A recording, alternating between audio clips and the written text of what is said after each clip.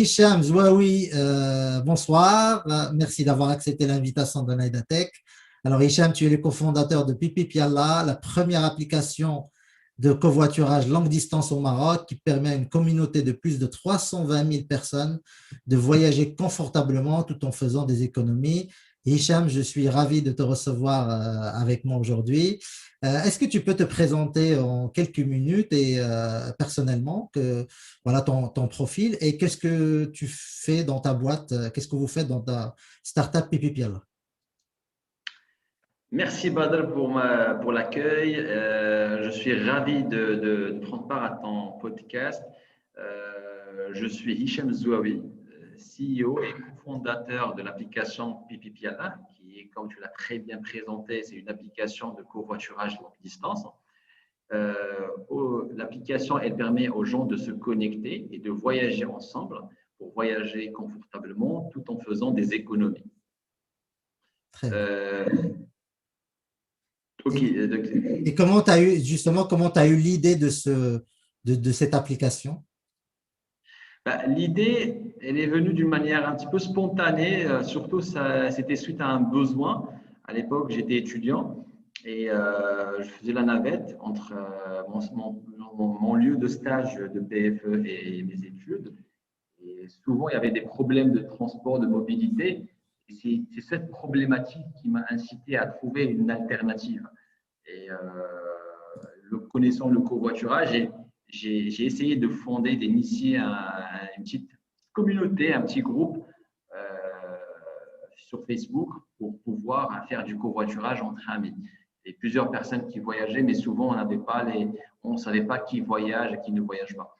Et ça a très bien marché. Et avec le bouche à oreille, ça a explosé en termes d'utilisation. Il y a eu tout le monde qui a commencé à ajouter ses amis. Comme quoi, c'est un nouveau moyen de transport très économique, surtout dans le milieu entre étudiants. On cherche toujours les bonnes affaires. Et puis, ça a commencé. Après, puis l'idée de lancer carrément une start-up en covoiturage, ça a commencé à mûrir à ce moment-là. Et on avait lancé le groupe en 2013 et on a pris le temps de laisser grandir la communauté avant de se lancer dans l'aventure start-up qu'on a lancée en 2018 lorsque j'ai rencontré Hetman et on a essayé de restructurer nos idées et l'idée entrepreneuriale d'une manière globale, qui est mon cofondateur et le CPO de Piala et aussi un ami d'enfance. Et c'est là où on a commencé à constituer l'équipe technique pour commencer à développer l'application et se lancer dans le monde entrepreneurial d'une manière plus structurée et plus concrète. D'accord. Donc, vous avez commencé, en fait, le groupe a commencé, tu l'as créé en 2013. Donc, de 2013 à 2018, c'était juste un groupe Facebook. Il n'y avait pas de boîte, il n'y avait pas de business model, vous ne gagnez pas d'argent. Effectivement, il n'y avait pas de boîte, il n'y avait pas de business model ni rien du tout, mais il y avait une réflexion. Et la réflexion, concrètement, elle a commencé à mûrir lorsque j'ai essayé de lancer une première version avec, j'ai pris des freelancers, j'ai essayé de lancer une première version en 2015. C'était un simple site web avec une landing page, avec recherche et tout le reste. C'était le moment où j'ai essayé de jauger la communauté. Est-ce que c'est la bonne méthode avant de lancer un projet tel le covoiturage pour tester ce marché-là. Et effectivement, j'ai remarqué qu'en même pas 2 semaines, il y avait beaucoup d'activités. En tout cas, c'était pas grand-chose par rapport à aujourd'hui, mais déjà, on arrivait à trouver un trajet entre chaque ville, etc. Et c'est là où je me suis dit, oui, OK, cette communauté, il y a quoi faire. Il faut juste la nourrir, l'agrandir un peu plus et essayer de tirer quelque chose. Et effectivement, c'était le cas, mais malheureusement, on m'a piraté ce site web après le premier mois. Donc, c'était un mal pour un bien parce que ça m'a permis de revenir à zéro et de réfléchir à un nouveau modèle en termes de technologie. C'est normal parce qu'à l'époque, je ne pensais pas être piraté, donc je n'ai pas fait attention à la partie aspect sécuritaire et tout le reste. D'accord, et Mais tu as tout perdu en fait, tu as perdu les oui, données. effectivement, du jour au lendemain, on a hacké ma base de données et on a tout supprimé et il n'y a plus rien du jour au lendemain. Mais bon, j'ai pas pris les choses du côté négatif et je me suis dit, bon, c'est déjà une bonne chose, ça veut dire que je ne suis pas entouré de la bonne équipe. Déjà. Deuxièmement, ce n'est pas la bonne technologie. Et troisièmement, le point positif, c'est que effectivement, la communauté, c'est la clé. Et donc, du coup, j'ai pris du recul. Je me suis focalisé sur cette communauté. Il y a eu plusieurs modérateurs qui m'ont rejoint pour qu'on puisse mieux servir cette grande communauté à l'époque. À ce moment-là, on était 120 et quelques mille membres. Et on s'est dit, OK, bon, on va essayer de faire grandir cette communauté, leur expliquer, leur éduquer ce que le covoiturage, le respect, le partage, la ponctualité, etc., etc. Et il y avait plusieurs phénomènes qui ont surgi à ce moment-là. C'est qu'il y avait plusieurs personnes qui ont commencé à partager leurs photos des covoiturages réussis. Ça a motivé encore plus de personnes à voyager et les gens ils commençaient aussi à faire la même chose en partageant. Et ça c'est intéressant. Ça veut dire que euh, pendant que vous aviez le groupe Facebook, tu commençais déjà à tester un petit peu ton modèle et essayer de trouver un modèle en fait. C'est ça? C'est ça, effectivement. Même en termes de cahier de charge, j'étais déjà en train de le peaufiner parce que là, j'avais un cahier de charge que j'ai utilisé pour ce site web. Et à ce moment-là, j'ai commencé à peaufiner le cahier de charge. Et à chaque fois que je me bloquais quelque part, je lançais un sondage auprès de cette communauté. D'accord. Par exemple, est-ce que vous préférez payer demain le covoiturage par carte bancaire ou par cash? Est-ce que vous préférez, est-ce que vous serez qui veut dire, est-ce que ça ne vous dérange pas de vous déplacer vers des lieux de proximité pour payer en cash et recharger votre wallet, etc. etc. Donc, il y avait beaucoup de réflexions qui étaient autour et que j'avais cette chance d'avoir cette belle communauté pour pouvoir tester les choses et profiter de cette intelligence collaborative pour mettre en place le bon produit. D'accord. Et après, en 2018, on a commencé à le développer, à le designer, à le dessiner. Et puis, on a fini avant le temps en termes de développement. Et on a patienté le temps d'avoir le time to market avant de publier. Justement, moi, je voudrais que tu nous parles un petit peu de ce passage du groupe Facebook vers une application. Comment tu l'as géré ça? Parce que il y a beaucoup de gens qui lancent des groupes Facebook justement pour tester leurs produits ou leurs services. Comment tu as géré ce passage-là? Comment tu as pu en fait emborder cette communauté qui est sur un groupe Facebook, de la ramener sur l'application? Est-ce que du coup, tu as fermé le groupe Facebook pour obliger les gens à aller sur l'application ou pendant un moment, ça a fonctionné en parallèle? Comment tu as géré ça? Alors là, on n'a pas fermé le groupe, mais effectivement, on a proposé quelque chose, une valeur ajoutée dans l'application. Parce que la valeur ajoutée de l'application, parce qu'il faut savoir avant de lancer l'application, c'est qu'on a patienté le bon moment. Et à un moment donné, il y avait quelques signes que c'est le bon moment. C'est par exemple lorsque les gens viennent vers toi et te disent Hicham, c'est très beau ce que tu fais, mais il nous faut une application. Regarde en France, ils font ça. Nous, on n'a pas le moyen d'avoir les reviews des gens, on n'a pas le moyen d'avoir l'historique de la personne, etc., etc. Ce serait intéressant de lancer une application. Nous, on avait déjà ça dans l'application et on attendait juste le bon moment. Bon, après, on a profité du moment où il y avait Ramadan qui s'approchait et qu'on sait très bien que c'est des moments de pic. C'est un historique qu'on a sur le groupe. On sait très bien à quel moment il y a un pic de publication et tout le reste. Et sur ce moment-là, on a profité pour publier l'application. Et, bon, on a boosté un petit peu avec de la com, qui veut dire des campagnes de com payantes, effectivement. Et ça a très bien fonctionné. On était classé pendant tout le mois top application sur Play Store, etc. etc. C'était magnifique. Et du coup, comment on a pu booster la chose et comment on a pu expliquer la chose à la communauté, c'est qu'aujourd'hui, si vous voulez faire du covoiturage normal, vous pouvez passer vers le groupe. Mais si vous voulez avoir quelque chose de plus structuré, ça veut dire, parce qu'à l'époque, il y avait un bug, il y avait une fonctionnalité, où je ne sais pas ce que c'était exactement, sur Facebook, qui nous a aidé aussi.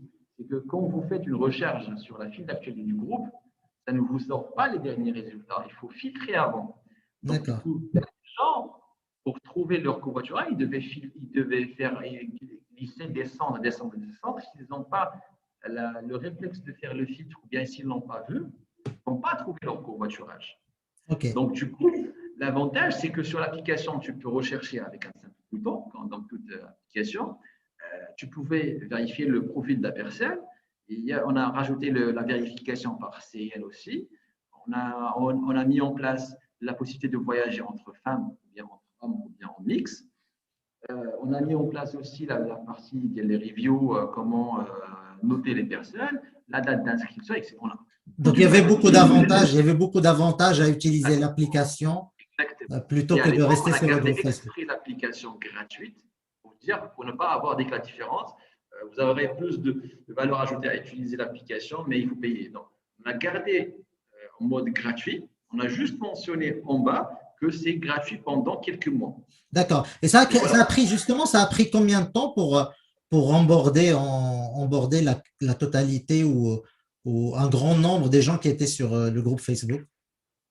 Pour l'instant, on n'a pas onboardé la totalité. On a onboardé une grande partie de la. Et le groupe Facebook existe toujours? Tout à fait, tout à fait. D'accord. Nous, on veut le garder, qui veut dire, aujourd'hui, on est au Maroc. Il y a une spécificité culturelle, c'est que les gens ne sont pas habitués à utiliser leur carte bancaire, ils ne sont pas habitués à utiliser des applications. On a toujours des téléphones qui manquent d'espace, encore une fois. Donc, les gens, ils ne vont pas vouloir télécharger une application supplémentaire et tout le reste. C'est pour ça qu'on s'est dit, bon, vaut mieux garder le groupe. Pour ceux qui préfèrent utiliser le groupe gratuit, il est là, mais il a avec lui tous ses inconvénients. La personne qui veut utiliser l'application avec tous ses avantages, elle va le faire.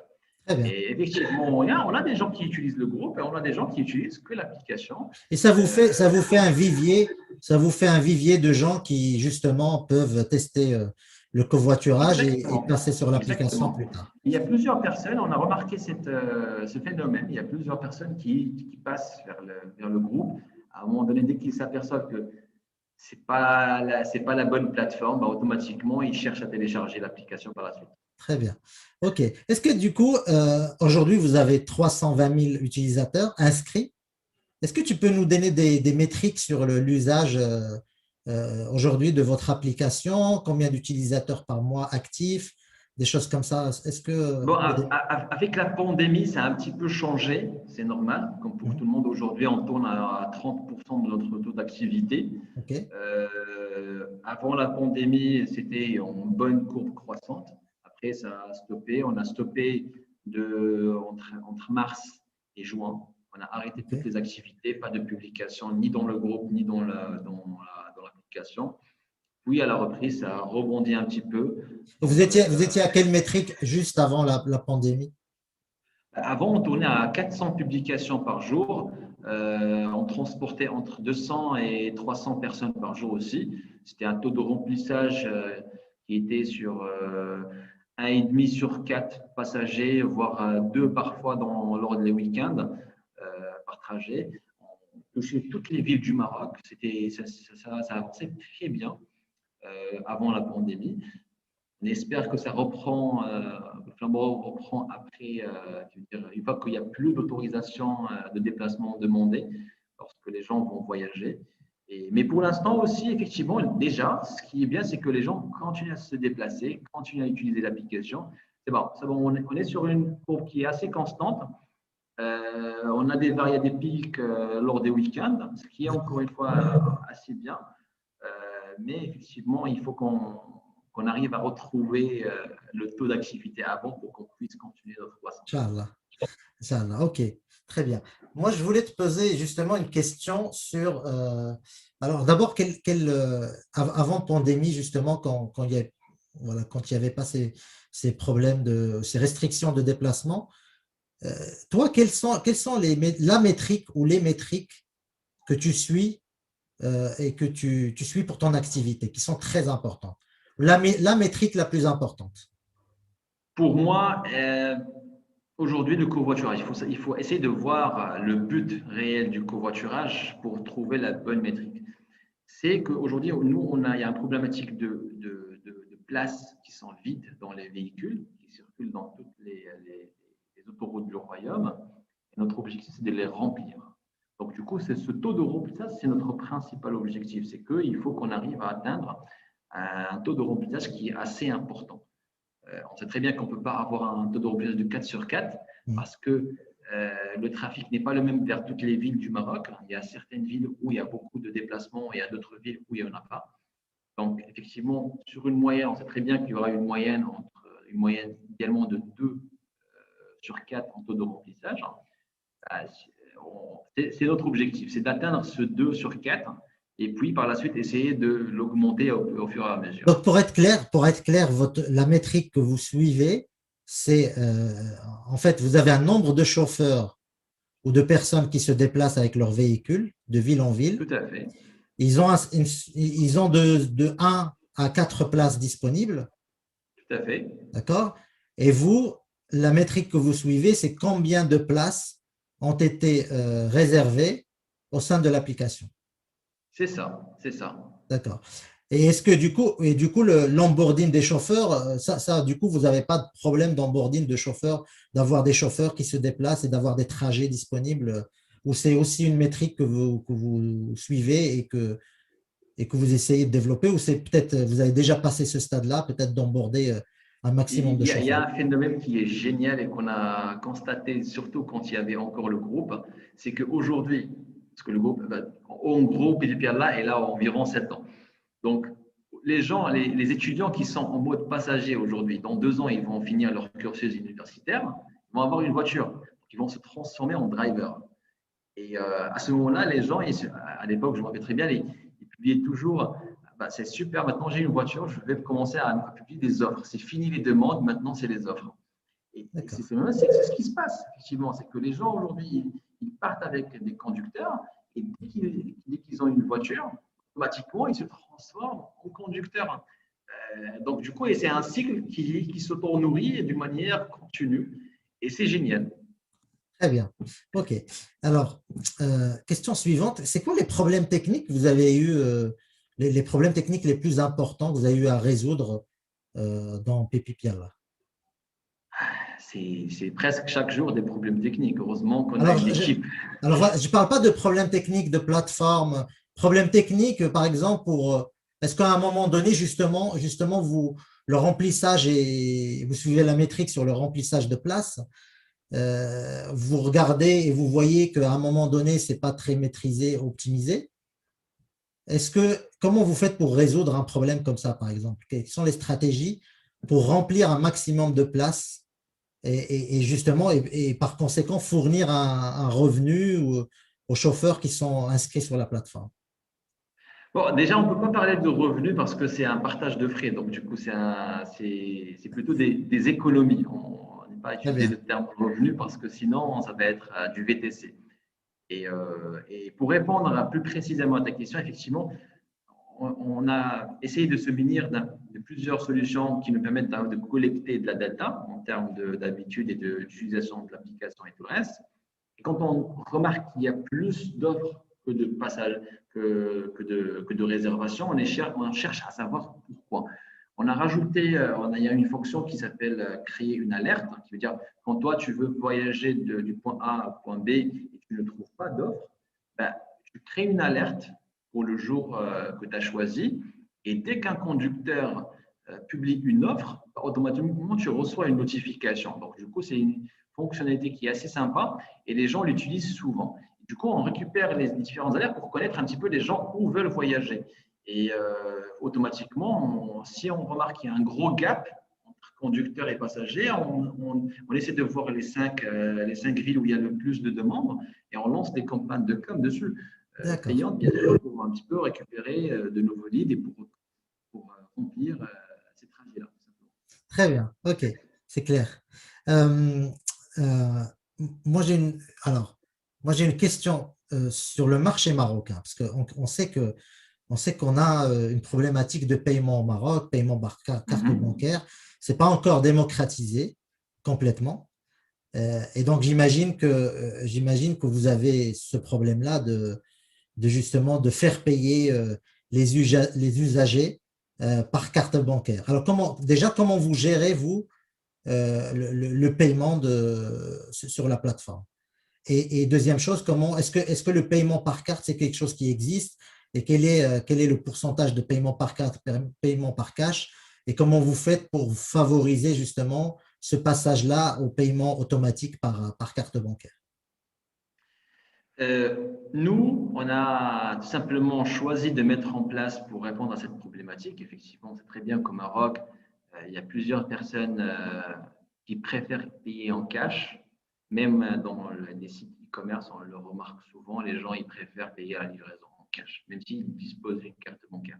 Donc, le fait d'être bancarisé au Maroc ne veut pas dire que tu vas payer en carte bancaire. C'est quelque chose qu'on a appris, qu'on a su via notre communauté. Parce qu'effectivement, il y a de beaux études qui sont publiées à chaque fois concernant le paiement par carte bancaire. Mais la réalité, elle ne se sent que quand tu te poses vraiment la question et que tu t'assois avec les gens et qu'ils te répondent d'une manière objective. Et du coup, sur ce constat-là, on a décidé de partir sur le développement d'une wallet à l'intérieur de cette application qui va aider les gens à avoir une balance. Du coup, comment ça fonctionne? C'est qu'aujourd'hui, les gens, ils ont la possibilité de payer soit par carte bancaire, et du coup, c'est comme toutes les applications du monde entier, c'est que nous recevons le paiement et qui est sécurisé, qui est bien évidemment, on utilise des API de banque, donc je veux dire rien n'est stocké chez nous, tout est payé via cette plateforme-là, on récupère l'argent et une fois que le trajet est fini, finalisé, il y a un système de QR code où le conducteur il scanne le passager pour dire que voilà, c'est bon, on est parti ensemble à la fin du trajet. C'est comme s'il lui a donné de l'argent. Au lieu de lui donner de l'argent, il lui donne le code, tout simplement. Ok, Dès que c'est fait, ça veut dire on transfère directement les fonds vers sa wallet. Puis, il y a le deuxième mode qui est le mode de paiement par cash. Et ce mode-là, on a décidé de responsabiliser les conducteurs et que c'est eux qui vont collecter la commission auprès des passagers. Donc, du coup, ils vont récupérer par cash au moment, à la fin du covoiturage, bien évidemment en scannant aussi le QR code comme quoi c'est bon, on est parti ensemble. Et il y a une wallet. Donc, le conducteur, s'il a 0 dirham sur sa wallet, ben, ça va être moins la somme, moins la commission qu'il a récupérée. Il doit reverser à l'application par la suite. S'il a déjà du solde sur sa wallet, quand on dit du solde, ça veut dire qu'il y a un des passagers qui a payé par carte bancaire, donc on lui a envoyé de l'argent. Et du coup, il y a une balance, on déduit ce qu'on déduit et on lui envoie ce qu'il nous doit. Et du coup, s'il est en solde négatif, tout simplement, il peut soit utiliser sa carte bancaire pour payer son dû, soit tout simplement attendre le prochain covoiturage et il choisit d'être payé par carte bancaire. Et du coup, il y a la balance qui joue encore une fois son rôle. Je veux dire, on récupère tous les commissions et on lui envoie ce qui reste. d'accord. Et donc, si le chauffeur ne joue pas le jeu jusqu'au bout, il est bloqué à un moment donné, j'imagine. Effectivement, il y a un seuil de 50 dirhams qu'on a fixé. Dès que c'est atteint, moins 50 dirhams, ben, le compte il est bloqué. Et en majorité, les gens, ils paient parce que tout simplement, c'est un compte où c'est vérifié, il a son historique, il a ses avis, etc. etc. Il ne faudra pas perdre son compte. Et effectivement, c'est clair, la clarté et je veux dire, la franchise a joué un grand rôle parce que nous, dès le départ, on était francs avec nos membres. Voici nos commissions, ils sont offertes pour l'instant, puis ils vont être payés. À chaque fois, il y a un récap avec voici ce qui est en termes de commissions, etc. etc. Donc, du coup, ils savent très bien qu'ils sont en train de récupérer des commissions qui ont été payées par le passager pour l'application. Et vu qu'il y a derrière un beau travail, une application qui est fluide, qui est simple et qui est bien faite, donc automatiquement, c'est naturel de payer. Il n'y D'accord. a pas de problème là-dessus. Très, très bien. Très bien, super. Du coup, moi, ce que je voulais te poser aussi comme question, c'est, alors on a parlé du Covid, cette période de Covid qui a ralenti l'activité. Donc ça, effectivement, ça impacte beaucoup de startups. C'est quoi les perspectives de développement donc post-Covid? Donc j'imagine que vous allez déjà reprendre le niveau sur lequel vous étiez avant le Covid et puis se développer encore plus. C'est quoi les perspectives de développement? Est-ce que Est-ce que vous vous concentrez sur le Maroc d'abord euh, et vous voulez aller ensuite sur d'autres pays? C'est quoi votre stratégie de développement? Aujourd'hui déjà, dans la période où il y avait le Covid, on a fait plusieurs actions en termes pour asseoir notre marque et qu'on soit toujours à l'écoute et présent de notre communauté, de nos membres. Notamment, on a mis en place des gestes barrières, qui veut dire on a réduit le nombre de places dans les véhicules, etc. Puis aussi, pour encourager les gens, on a rajouté une fonctionnalité où les passagers et le conducteur peuvent nous envoyer un selfie, comme quoi ils ont respecté les gestes barrières avec la bavette. Et si c'est fait, on leur envoie directement dans leur wallet. Encore une fois, Donc l'importance de la wallet. ça c'est actuellement, Tout à fait. C'est toujours d'actualité. On ne l'a pas encore stoppé. On ne l'a d'accord. pas Donc encore stoppé. On l'a gardé. actuellement, donc vous avez vos utilisateurs vous leur donnez des guidelines pour se protéger Tout à fait. et vous communiquez avec eux. D'accord, très bien. Moi, ma question, c'était sur les perspectives de développement Et à 2 ans, effectivement, je 3 ans, dirais. 5 ans. Est-ce que vous allez vous développer sur d'autres villes du Maroc? Vous développez en augmentant le nombre de chauffeurs. Est-ce que vous voyez il y a encore des choses à faire déjà au Maroc avant de se lancer à l'étranger? Et si vous décidez de vous lancer à l'étranger, dans quel pays vous pensez que vous vous lancerez prochainement? Déjà, les conducteurs, ils sont en recrutement continu parce que les gens, ils ont besoin de partager leurs frais, ils ont besoin je veux dire, de compagnie lors de leur voyage, parce qu'effectivement, un long voyage est un petit peu stressant et un petit peu fatigant. Oui, on est présent dans tout le Maroc, donc il n'y a pas des villes à rajouter. C'est les conducteurs qui vont choisir les villes à publier. D'accord, vous n'avez pas de stratégie. Voilà, j'entends l'écho. Pardon. Ouais, désolé. Vous n'avez pas de stratégie. Notre stratégie est de continuer à développer le covoiturage au Maroc. Effectivement, on a une grande communauté. Et si on la compare en nombre d'habitants et en nombre de personnes qui voyagent quotidiennement, pour savoir, c'est à ordre de 1 million de véhicules qui circulent dans les autoroutes du Maroc par jour. Ça veut dire qu'il y a énormément de véhicules à remplir et on est loin d'atteindre même pas la moitié de ce nombre de véhicules. Donc, effectivement, il y a beaucoup de choses à faire encore au Maroc. On a fixé comme objectif de continuer à se développer au Maroc, mais tout en se préparant vers le passage à l'international. D'accord. Plusieurs pays sont dans le pipe. On va déjà cibler les pays africains et la région MENA parce que c'est ce qu'on veut atteindre. Il y a plusieurs acteurs étrangers qui n'ont pas pu se déployer dans ces pays-là. Nous, on a pu prouver au Maroc que Pipipiala, c'est une application qui a pu s'adapter aux aspects culturels et aux différents modèles qui sont assez difficiles, où il y a pas de réglementation qui encadre et qui encadre le covoiturage, qui l'explique d'une manière claire. OK. Heureusement, c'est en cours de mise en place au Maroc, mais on arrive à se développer dans un pays où c'est toujours, qui veut dire, c'est de l'Ocean Blue. Plutôt l'océan bleu, c'est Blue Ocean. Et du coup, c'est ce qu'on veut exporter vers d'autres pays avec le D'accord. drapeau marocain. Donc c'est ce qui fait votre force au Maroc, justement. Et c'est cette adaptation, justement, à la culture marocaine et spécificité et l'usage des Marocains. Euh, Moi, ma question, c'est justement, tu parles de concurrence. Donc, on connaît tous Blablacar, qui est un géant du covoiturage, donc c'est une boîte française, mais qui est déployée un peu partout en Afrique et aux États-Unis. Ils ont levé énormément d'argent. D'accord? Ils ont levé, je crois, entre 200 et 300 millions. Je ne suis pas sûr du chiffre, mais ils ont levé énormément d'argent. Justement, comment vous vous protégez par rapport à cette concurrence-là? Quelles sont, quelles sont les choses, à part l'aspect effectivement culturel, mais imaginons demain, Blablacar voit un intérêt à venir au Maroc et à se développer au Maroc. Donc, ils vont dépenser beaucoup d'argent pour ça. qu'est-ce qui protège justement Pipi Piala par rapport à une concurrence étrangère? Déjà, pour Blablacar, effectivement,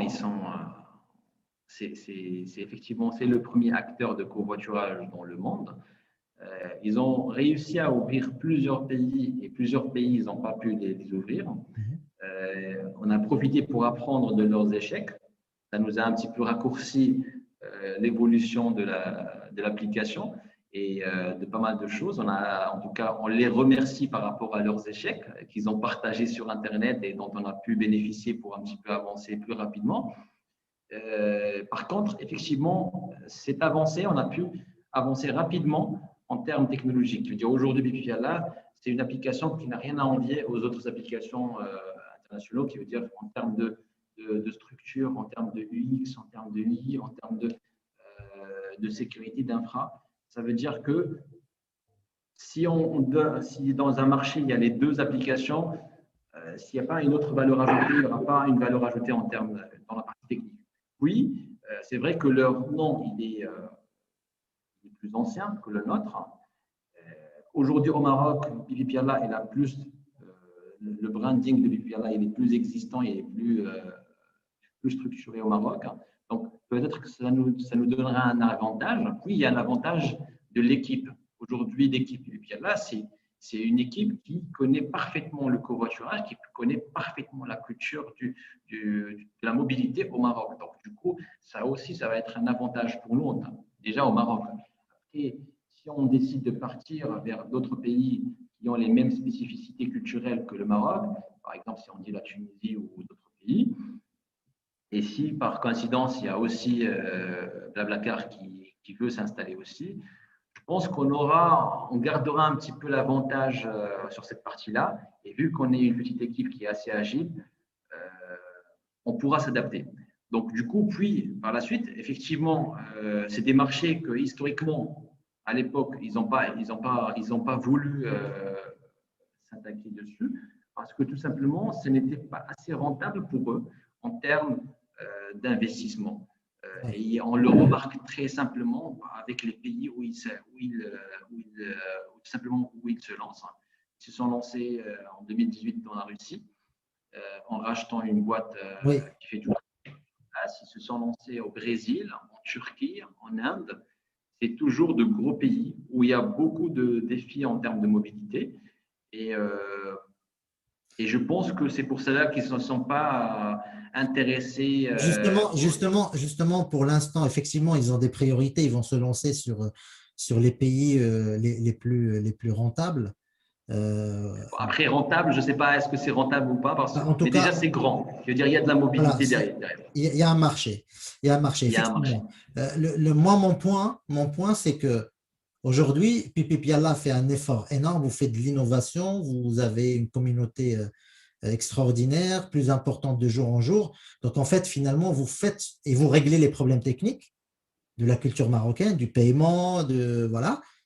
Vous faites tout ce travail-là et donc vous balisez un petit peu le terrain. Moi, le problème que je vois, c'est que si jamais vous n'avez pas un différenciateur et quelque chose qui loque en fait ces chauffeurs ou ces usagers sur Pipi Piala, il y a un gros risque justement que quand Blablacar commencera à s'intéresser à des marchés comme le Maroc, ben, ils vont venir avec tout leur branding, toutes leurs équipes, tout leur financement et vous aurez un gros concurrent. Et c'est ça ma question. Est-ce que c'est quelque chose à laquelle vous pensez aujourd'hui ou c'est pas du tout une réflexion que vous avez en ce moment?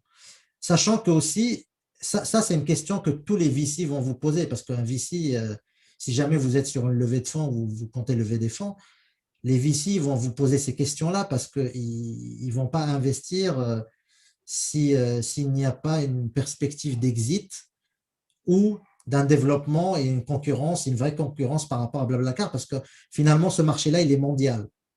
Donc, Blablacar a levé. Exactement. Nous on n'a pas réinventé la roue. On a pris un concept qui existe déjà et on l'a adapté au marché marocain.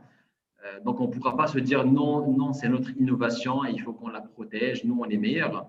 On n'est pas dans l'industrie ou autre. effectivement, c'est quelque chose que tu réfléchis et tu la projettes dès que tu te lances dans un projet tel le Mais covoiturage. est-ce que justement, est-ce que l'exit, par exemple, si demain Blablacar vient vous parler, il veut vous racheter, est-ce que vous êtes ouvert à la discussion ou pas? Dans les startups, tout est envisageable parce que c'est quelque chose que tu le sais déjà. Qui veut dire, tu sais très bien qu'au bout du tunnel, dans quelques années, c'est soit tu es le plus gros et tu rachètes tout le monde, soit tu te fais racheter. Donc, ou bien tu échoues dès le départ.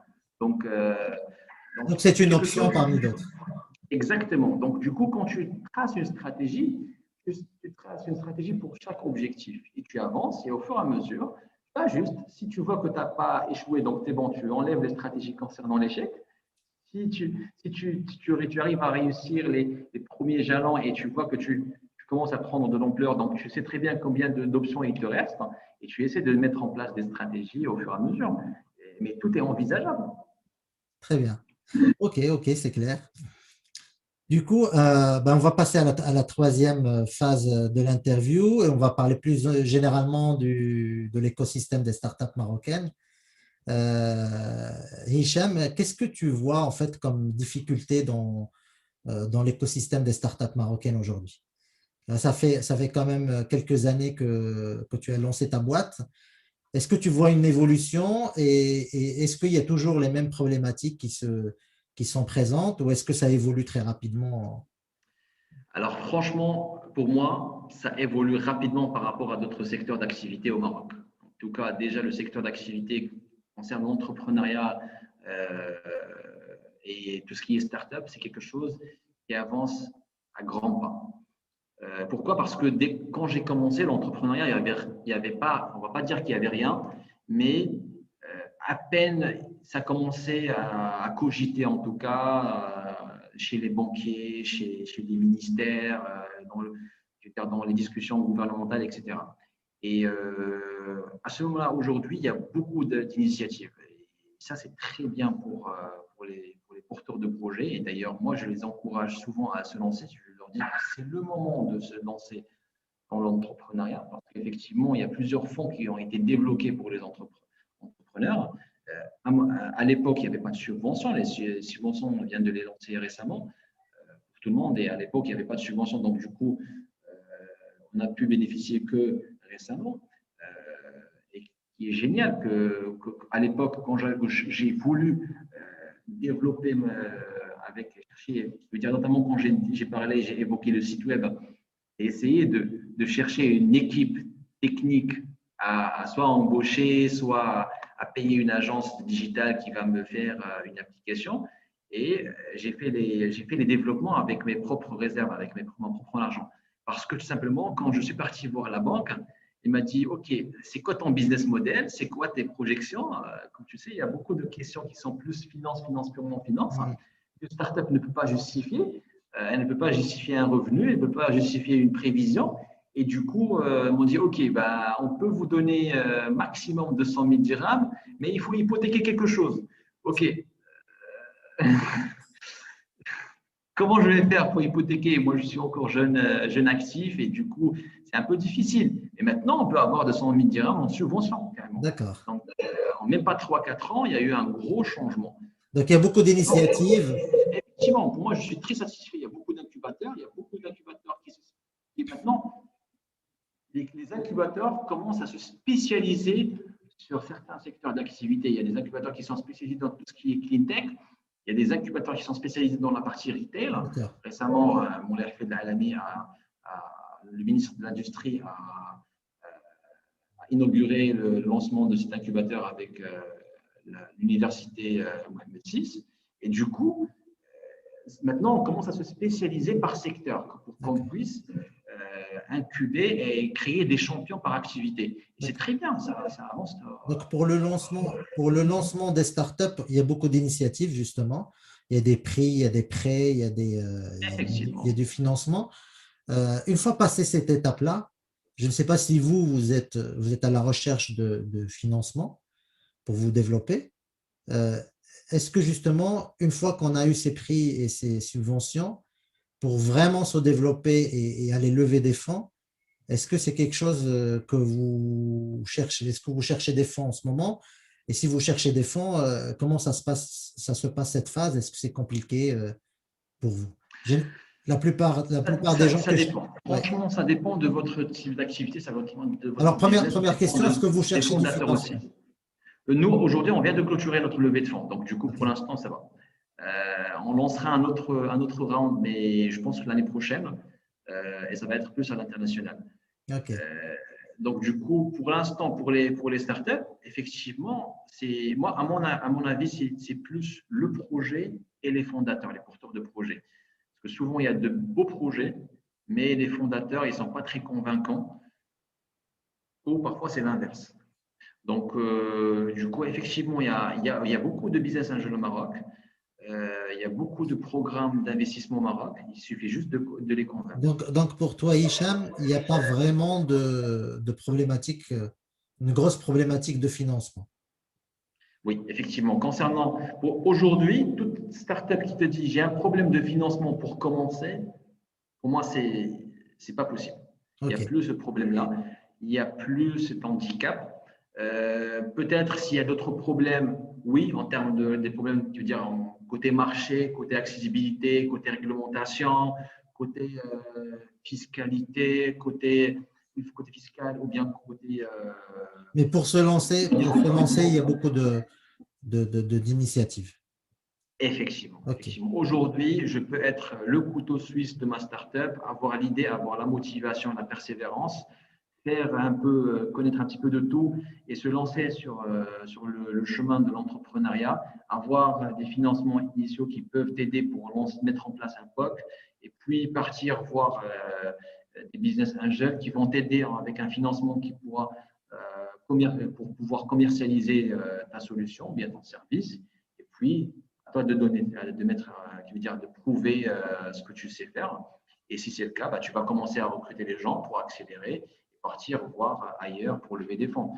Aujourd'hui, le début, pour moi, c'est plus un problème. D'accord. Il y a comment faire. OK. Dernière question, Hicham. C'est quoi tes conseils aux entrepreneurs marocains? Si tu devais leur donner un ou deux conseils pour qu'ils puissent se lancer dans l'aventure startup, s'ils ont des idées qu'ils veulent les lancer au Maroc, qu'est-ce que tu leur conseilles de faire? Bah, déjà, tu viens de le dire, c'est une aventure. Donc, quand on veut se lancer dans une aventure, il ne faut pas réfléchir, il ne faut pas tarder. Il faut se lancer, il faut commencer. Et après, au fur et à mesure, on peut ajuster ou bien changer d'avis si on voit qu'on n'est pas fait pour l'entrepreneuriat. Oui, il faut avoir de la persévérance, il faut aimer ce que tu fais. Si je parle de moi-même, moi, j'adore le contact humain avec les gens. Et si ce contact, c'est d'être disponible à minuit, un dimanche, à 8 heures du matin, quand je pars au boulot, lors de ma pause déj, c'est cette proximité qui a poussé les gens à aimer d'appartenir à cette famille, à Pipipiala. Et c'est ce give back des gens qui te disent ah, tu fais de l'excellent travail, qui te motive encore une fois pour donner le meilleur de toi-même et d'aller vers l'avant. Donc, la motivation, effectivement, elle est très importante. La persévérance aussi. Bon, je pourrais rajouter un autre conseil, mais ce n'est pas pour toutes les activités et toutes les startups. C'est que quand je me suis lancé dans l'entrepreneuriat, mon but, ce n'était pas de gagner de l'argent. Je sais très bien que demain, après, une fois que c'est rodé, ça va générer de l'argent, je trouverai le business model adéquat. Mais au départ, c'était surtout de capter les gens. Parce que je sais très bien qu'une fois que tu captes les gens, tu vas juste tester un ou deux, trois business models en majorité fonctionnent les mieux dans tous les autres business. Et un parmi eux, ça va fonctionner. Et c'est ce qu'on a fait. Notre objectif n'a jamais été de gagner de l'argent derrière ce groupe ou autre. C'était surtout de capter les gens, c'était surtout d'avoir qui veut dire une communauté qui sera un marché par la suite. Et automatiquement, vient le business model par la suite. Donc, se lancer sans tarder, faire de sa passion, être passionné par ce qu'on fait. Merci Tout à Hicham, fait. merci beaucoup pour cette interview. Je te Merci souhaite à toi, Basile. plein de succès avec Pipi Piala et j'espère qu'on se reparlera bientôt après Covid pour que tu nous racontes Inch'Allah. un peu tout ce que vous avez fait et tout ce que vous avez fait de très bien dans Pipi Piala. Je te remercie. Inch'Allah. Merci beaucoup, Badr. En tout cas, que du succès pour Naïda Tech et à très bientôt, Inch'Allah. Merci. À toi À très aussi. bientôt. Merci. Au Au revoir. revoir.